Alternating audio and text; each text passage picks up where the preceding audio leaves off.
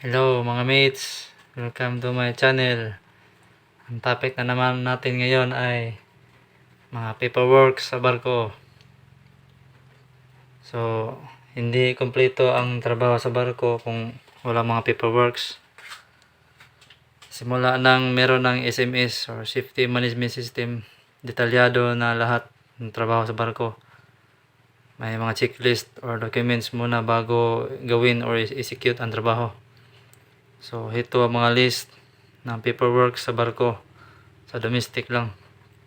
Deck department only. So, konti lang itong paperwork namin para sa international. Ito ang 25 list na paperwork sa barko. Number 1, pre-departure checklist. Itong pre-departure checklist, kailangan na to pag before magbiyahe, before mag-depart. So, kailangan to may mga procedure to ipan-check bago mag-depart. Number 2, pre-arrival checklist. Itong pre-arrival checklist din, kailangan nito bago magdating yung barko, bago mag-arrive yung barko. Before arrival, pinapilapan na to, itong checklist na to. May mga procedure din na sunod-sunod. Number 3, ship stores inventory. So, monthly to, sinesend sa opisina. Pinapadala sa opisina, monthly. Ship stores inventory. Mga tools namin dito. Example, mga pintura. Ano pa dyan, mga grasa. Mga tools, mga grinder, grease gun, swing hammer. At madami pa. Ship stores inventory. Mga ilaw, ganun. Basta madami yan. Ship stores inventory. Number 4, cargo operations. So, cargo operations checklist. Pinapilapan to kung during operations na. Kung mag-umpisa na mag-loading or unloading. Cargo operations checklist. Number 5, pre-loading or discharging checklist. So, before operations, pinapilapan nito. Before operations, loading tsaka unloading. Number 6, inventory of SOLAS equipment. So, SOLAS equipment, kasali na itong life-saving apparatus, saka yung yung firefighting equipment. Kadalasan si third mate to. Inventory of SOLAS equipment. Number 7, inventory of navigational equipment. Ito kay second mate to. Then check yung mga aparato sa navigational equipment kung gumagana pa, kung mayroong defect. Ayan. At saka, ayan. Number 8, inventory of SOPIP equipments. Yung third mate nito. Mga oil spill prevention equipments. Inventory of SOPIP equipments. Number 9, safety committee meeting. So, monthly din to. Monthly itong safety committee meeting. Lahat ng crew nito mapirma. At saka ma-meeting kami nito kung depende sa schedule, kung hindi busy. Para mag-open forum, kung ano mga problema sa barko, problema sa mga tao.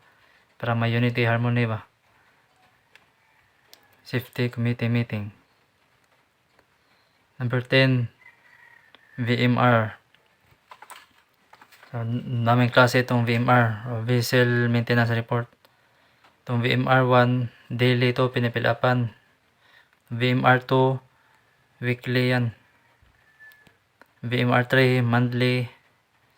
Yung VMR 4, semi-quarter yan. At saka yung 5, every 6 months. Remember, yung number 6, VMR 6, every year. VMR.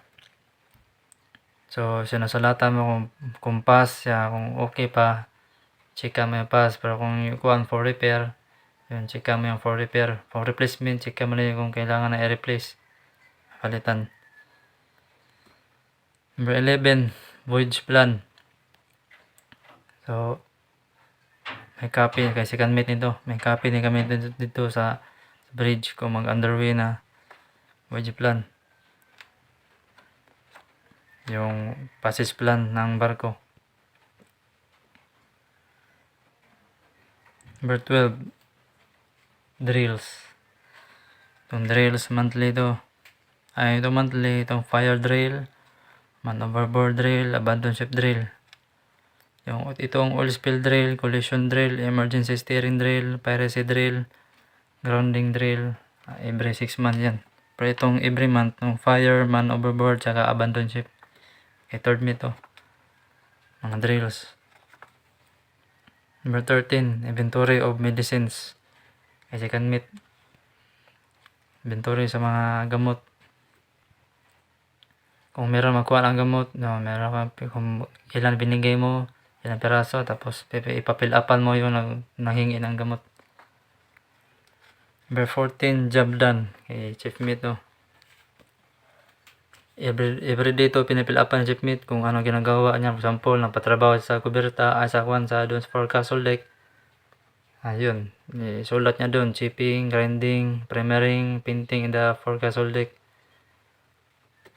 Yun. 15, job order. Chief mate nito. Pinapilapan niya to kung may job order siya na trabaho. Deck maintenance kadalasan. Number 16, shipboard familiarization. So, pinapilapan to kung mayroong magbagong sampa na crew. So, ship familiarization checklist to. So, kung may bagong na crew na sampa, kadalasan mag-familiarize niya yung shipmate din sa deck.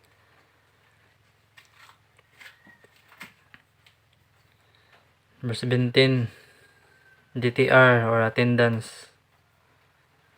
So, everyday to, kung meron mga lagyan ng embarkation, disembarkation, kung magbaba, on duty, lagyan ng OD, everyday to. DTR or attendance. Number 18, appraisal form or evaluation form. Ito, kadalasan every 6 months to.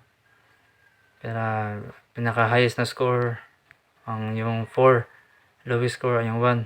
Para malaman ng opisina kung for rehire pa or hindi, for promotion or hindi, kung maganda may performance ng crew. Appraisal form, evaluation form. Number 19, request form. Yun, kung may mga request, kadalasan sa chief mate, kung may mga request sa mga pang spare parts or ano pa dyan, ito ang pinapilapan niya, request form. Ma-request siya sa opisina ng mga items na kailangan sa barko. Number 20, ship accident report. Ito kadalasan for example, collision. Yan, pinapilapan ito. Ship accident report form. Number 21, personnel accident report form. So, for example, na-injury yung tao. For example, na tumaan siya sa lubid or na ipit yung kamay niya sa roller ng hatch cover. Yun. Personnel accident report form. Number 22, risk assessment form. So, kadalasan to, for example, itong sa mooring operations. Kung anong naka-rest dyan, for example, yung lubid, punit-punit na yung lubid, malapit maputol, yun, risk assessment form yun. Sa pa-operate, for example, operate ng hatch cover, yun, bago mo magbukas ng hatch cover, tingin mas paligid kung meron bang nakastambay na tao, o libre ba lahat paligid niya, wala bang nakaharang ng mga objects, obstruction. Yun, risk assessment form. Number 23, asset chart, inventory. Okay, second mate to. So, kung anong paper charts pa rin kami dito sa domestic. Para malaman kung anong chart number ang available. Ito, chart inventory. Tapos kung walang number na chart na yan, wala dyan. So, ma-request talaga. Lalo na kung may biyahe dyan. Chart inventory. Number 24, monthly report of supplies, materials, spare parts, received on board. Kung may monthly nito. Kung may pinapadala opisina, supplies, materials, spare parts. Yun, sinusulat mo dito. Para tapos idagdag ito sa ship stores inventory. Kung ano na-receive nyo na items, for example, 5 lata na pintura puti, yun isulat din. Last, number 25, changing overwatch. So, sa pagrelibo to, sa gwardiya or sa duty, for example, underway. Pag off duty ka na, yun, changing overwatch checklist to. Para magrelibo na, kailangan may changing overwatch checklist. Ang kurahe, tsaka sa pantalan.